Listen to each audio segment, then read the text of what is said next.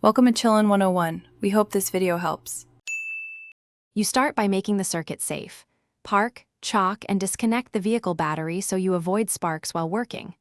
Next, access both the trailer connector and the vehicle tail harness and clean any corrosion so you can see colors and contacts clearly.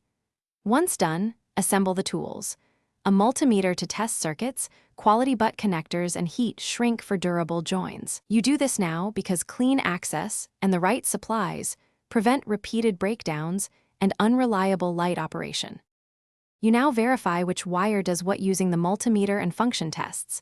Knowing which is ground, left, right, tail, and brake avoids cross-wiring. Strip about 1/2 inch of insulation, twist the strands tightly, and crimp with the appropriately sized butt connector. Heat shrink seals the joint to keep moisture out. Once spliced, test by applying 12 volts to each function and watching the trailer lamps. This proves the connection and reveals any swapped or open circuits before you button everything up. You finish by mechanically securing the harness with zip ties and routing it to prevent chafing and water traps. Proper orientation keeps moisture out and reduces strain on splices.